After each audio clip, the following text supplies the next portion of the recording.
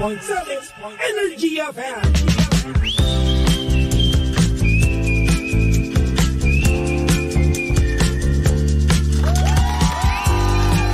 Same pero iba.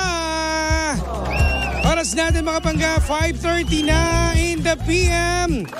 At nako, eto na sa mga pangga po natin may magpautang. Ano mo problema? Paano maniningil? Eto na ang iyong best time para maningil sa mga pangga nating pinagtataguan ka. Dahil maraming pera sila ngayon. Binuhusan sila ng mga bonus ng 13-month pay. Nako, maraming pera. Ito na yung pagkakataon natin. Kuya, singilin mo na sila. Wala nang kawala yan. Tsaka wala nang yan. Wala nang mga rason pa para hindi makabayad sa'yo. Pero yun nga lang, dapat agapan mo. Kasi nga, mabilis maubos ang pera. Tandaan mo. Diba? Mabilis maubos ang pera. Kaya sa mga nangungutang dyan, bayaran mo na para wala ka ng problema. Live na po tayo mga pangga sa ating official Facebook page, Energy FM 106.7. Siyempre, shout out sa pinakamagaling naming dancer dyan sa accounting, si Val. Yan! Val, papalakas ako sa'yo, Val, ha? May pirma na? Val, may pirma na? Send Gcash mo na lang, ha? Alam mo na. Sa mga panggapo natin nakatutok at nako, eto na mong problema sa kanilang jowa. Ano pa ang magandang regalo na aking ibibigay sa aking jowang rider? Eto na mga panggam, makinig kayong mabuti. Pwede ka nang mamili ng mga magaganda at malulupit na design po ng Geely Helmet Philippines. Yung Geely Helmet. At si Val po ay nandito. Val, umubukan dito! Ayaw to. Nahihiya po ng aming, pero pag sa dance floor, no? Papa Justin, ang lupet, no? Halos sirain yung stage. Ito na, mabalik tayo mga pangga sa ating namumblema sa kanilang jowa. Ano bang magandang regalo? Pwede mo na puntahan ng Facebook page ng Geely Helmet PH. Geely Helmet Philippines mga pangga para makapili ka ng design dyan. Saktong-sakto, napakamura niyan. Nakaw, promise. Oo. Maraming magandang design dyan. Saktong-sakto sa ulo niya. Bal, yung ulo ng jowa malaki ba? Large. Bilhan mo na. At syempre, nako mga pangga, wag niyong kakalimutan. Ako, eto na ha. Sa December 9 at 10 po, mga pangga, magkita-kits po tayo ha. At ito, hinahanap ko na. Ayan, sa December 9 and 10 po, sa Carmona Racetrack, mga pangga. Ako, makikita niyo yung mga ambassador dyan, yung mga vloggers natin dyan. Ako po. December 9 and 10 po sa Carmona Racetrack, mga pangga. Para sa legendary race ng Geely Helmet Philippines. Congratulations agad sa December 9 and 10. Kita-kits po tayo dyan. Eto na mga pangga. Pumunta na kayo sa ating Facebook page, Energy FM 106.7. Para sa ating drama ngayon pong Monday na Monday. Baka ikaw ay makarelate dito, pangga. Kasi maraming mga pangga natin ang nakarelate dito. Especially ako rin dito. Ito na ang ating story time. Pasok! Makinig kayo mabuti mga pangga kasi meron nagpadala dito si Kuya. Ang drama daw niya ngayon kasi nga meron siyang asawa, may 5 taon na daw silang nagsasama at may isang anak. Kaso nakatira po daw sila sa biyenan niya. Nung una okay naman daw yung pagsasama nilang mag-asawa at ng anak niya. Hanggang sa yun nga, tumagal, nangingilam na daw si biyanan. Nako, pinaka-relate ba dito? Halimbawa, kapag daw nag-aaway sila dahil nga hindi nabantayan maigi yung kanilang anak. At yun nga, meron daw kasing minsan tumawag sa related sa work ng asawa niya, itong lalaking to, bigla daw inaway siya. At syempre, kinampihan din naman ng biyanan niya, yung anak niya mismo. Well, gano'n naman talaga nangyayari, di ba? Syempre, anak niya yan. Sino bang kakampihan yan? Wala namang iba. Kaya ang tanong, ano pong gagawin ko? Paano ba bang gagawin ko pakikisama na maayos sa biyanan ko? Jimshi. Dalawa lang yan. All na alam na kagad to. Oo. Alam na kagad. Siyempre, ganito yan ha. Makinig ka sa akin. Totoo to. Kapag ikaw nakikisama sa bahay ng biyenan mo, siyempre sila masusunod. Ikaw makikisama ka dyan. Hindi ka pa pwedeng magmatigas dyan. Dapat di ka nagpapakita ng katamaran. Kung halimbawa, yung kaya mo namang gawin, iuutos mo pa doon sa anak niya. Siyempre may masasabi yan at mangingialam yan. Diba? Ganun naman talaga eh. Baliktad na. Halimbawa, kung ikaw naman, siya naman yung patuloy mo sa inyo, sa bahay niyo naman, kasama pamilya mo, doon kayo tumira. Siyempre kakampihan niya naman, ikaw, magulang mo. Kakampihan ka ng magulang mo. Ganun lang naman kasimple yan. Ganyan na nangyayari ngayon. Ngayon, kung gusto mo, ikaw ang batas, walang makikialam sa'yo, bumukod ka. Yun ang nun. Yun lang naman ang kailangan dyan. Bumukod kayo, iba kumuha kayo ng bahay, kayo lang mag-asawa, kayong pamilya mo, yun. Ikaw magiging batas dyan. Pero kung, halimbawa, siguro, kaya sa biyanan ka nakikitira, baka wala ka pang budget para, diba, kumuha, magsolo kayo ng family mo. Ganun talaga. Ang pinaka dapat yung gawin mo, makikisama ka talaga sa lahat ng bagay. Hindi ka pa pwedeng magpakita ng tamad. Dapat, lahat gagawin mo. Diba, para walang masasabi ang mga biyanan natin. Ganyan naman lahat. Marami nakarelate dyan. Ako nga, diba? Tamad ako dati. Marami nasabi sa biyanan ko. O di, diba? Dati, may business lang ako. Ngayon, nagtrabaho na ako. Diba, ma? Ma, diba? O, diba? Ganun lang yun. Makikisama ka. Hanggang sa dumating yung time na makakabili ka na ng sarili yung bahay. O di, mag-solo na kayo. Diba? Ikaw ang batas. Ganun lang naman kadali yan. At for sure din, yung iba dyan, mga pangga natin, ganyan din ang mga na-experience sila, no? Marami kasing mga, kumbaga, ikaw pa yung nagmamataas, no? Ako naman asawa ng anak mo eh. Dapat ako masusunod, di pwedeng ganun. Walang ganun. Diba? Sa tahanan nila, baka ikaw palayasin pa niyan. Alsabalutan ka. Walang mangyayari. Ang pinaka-the best mong gawin dyan, ay makisama ka. Yun lang. Napakasimple lang ng problema. Ganun lang, makisama ka.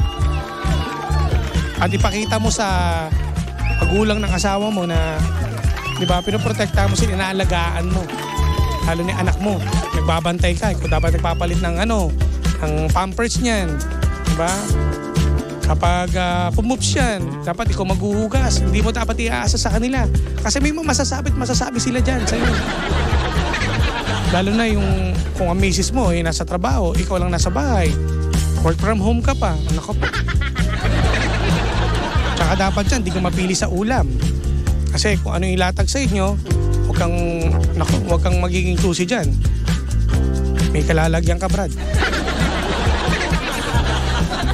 Para humaba ang sama ninyo at maging maayos ang pagsasama ninyo ang biyanan mo, total, wala ka pang budget para bumukod kayo, makisama. Ganun lang. Meron pa nakarelate dito sa ating Facebook live? Kayo ba ganyan din ba kayo? Diba gano'n naman lahat? Ang gagawin, makikisama ka. Kayo mga pangga, ano masasabi nyo kay kuya? Diba ganyan? Teka, ba't parang bagal lang ko? Ayan. Ayan, hello po. Punta kayo sa ating official Facebook page, Energy FM 106.7. So ito, may nag-message sa akin. Sabi naman niya, sabi ni Saldi, ako ganyan din ang nangyari sa akin, Jimbo. Ang ginawa ko talaga, nakisama ako hanggang sa nakapag-ipon kami mag-asawa, bumukod kami. Ngayon ako ang batas. O diba? Ganun lang kasimple yun. Tapos dadalaw-dalaw lang yung binan mo. Diba? Asikasuhin mo. Hindi ka pwedeng dyan. Tatamad-tamad. Mahirap na masilipan ka ng pagkakamali. Ako, pag-uusapan ka nila dyan. Pag lumabas ka, nako. Lalo na kung mamaya may kapatid dyan, nako. May kapatid yung asawa mo, nako, patay. Ikaw ang ulam. Kaya no choice ka dyan. Kailangan mo talagang makisama. Oh, hello daw. Sabi ni Greg mo. Hoy, namiss din kita pare ko. Kamusta? RS, ride strong sa'yo. Ingat ka, brad, ha? Ayan, parang naglalago ko. Ba yun? Ayan, ito. May mga sumagot na pala, hindi ko nakikita. Ayan, Kung nasa bahay kayo ng biyanan mo o nila, syempre sila ang masusunod. O, tama naman eh. Diba? Diba Margie? O, sabi ni Margie Margie maputi. Ang puti siguro ng ano na yan. Maputi ba? Pati sen niya. O, diba? Tama daw. Tama po, sabi ni Margie. Pero kahit nandun kayo, sabihin ng batas mo masusunod sa relasyon niyo. Ay, totoo naman yun. Oo. Pero hindi ka pwede magmando dun. Magwawala-wala ka. Pag nag-aaway kayong mag-asawa, dadabog ka doon. Nako, hindi pa pwedeng ganun. Nako. May kalalagyan ka. O, sabi ni Abby ko, o, tama po. O, bumukod ka kung ayaw mong CCTV ka ng biyanan mo. Totoo yun, no? CCTV talaga. Oo. Kaya pag may mga kaya kang gawin, wag mo na iutos sa asawa mo. Oy, pabati daw. Jimbo, pabati naman kami. Ayun dyan sa yung puro kayo pabati, di naman kayo. Sabi mo sa boss, mabigyan naman ako niyan. Pawa sa inyo. Yung natin, yung joint vape shop na nakatutok sa ating ngayon, si Boss Rob, Anthony Villa, si Roan, Noel Ching. Ayan. O, tama na si Patrick. Sabi ni Patrick, makisama is the key. Ganun lang, napakasimple ng problema mo, Brad. Kung gusto mong magustuhan ka ng biyanan mo, ganun, makisama ka. Pag birthday, regaluhan mo, ilabas mo. Isasama mo, hindi mo pa pwedeng taong bahay lang siya. Lalabas lang yung family mo, tapos iwanan yung biyanan nyo doon, magbabantay. Iwan yung anak nyo, siya magbabantay. Dapat may rin, titreat mo rin para maganda pagsasama ninyo. At masarap din ihahain sa inyong pagkain. Diba? O, hindi lang sa tama, hindi lang sa biyanan. Kundi ligaw mo buong pamilya niya ng pakikisama. Ayan. Kung kayo ay magkasundo ng nung biyanan mong lalaki, o diba? O yun. Yung babae, kailangan, diba? Package deal pa rin yan. Pati mga kapatid. Siyempre, si Boss Mark Velasco. Sama niyo ako sa lakad ni Jack Logan, ha? Balita ko, mag-a-abroad daw kayo, ha? Oy, sabi mo kay Jack. Nag-message sa akin nun, hindi naman nagpakita. Sabi mo, ha? This weekend, ha? Mamaya may racket ako, eh. Mark Velasco, shoutout sa'yo, Margoy. Kita-kits tayo, ha? At siyempre, sa lahat din po ng mga nagbe-birthday ngayon, sabi ni Boss Marlon Apalin. Ayan, mga nandiyan sa bukid do ngayon. Si Jonathan De La Cruz. Happy birthday! Maraming salamat mga pangga. At natapos na naman po ang Lunes. Pero bukas po ay makakasama na po natin ang ating ninang na si DJ Sheena. Si Ninang Sheena po. Makakasama na natin bukas yan. Kaya tabay lang kayo. Bueno, maraming salamat at palambing naman ako mga pangga sa mga nanonood po sa ating Facebook Live at mga nakikinig po sa radyo, ay mga timbahay natin dyan sa palengke, nandyan sa karinderya, nandyan po sa terminal, mga papadriver natin sa mga sasakyan nila na nakikinig po. DJ Jimbo po, ha, hindi po ako tatakbo, ha. I-follow niyo lang po ako, DJ Jimbo. At syempre ang aking partner na si DJ Sheena. I-type nyo lang, Sheena1067. At maraming salamat pala and congratulations pala kay Bes, DJ Sheena. 100K ka na, oh. Hanggang ganun na lang. Wala nang palibre. Ay nako. 100K, hindi biring magkaroon, maging 100K na yung followers mo sa Facebook, ha. Ibig sabihin, marami ka na uuto. Pinapakitaan mo kasi Sheena, eh. O siya, exit tayo. Balik-tigtugan tayo mga pangga. Maraming salamat. Again, bukas po ulit magkarinigan tayo para sa programang Anong Drama Mo? Dito lamang sa number 106.7 Energy FM Pangga. Huwag mo sabihin radyo, sabihin mo. Energy! Bye-bye!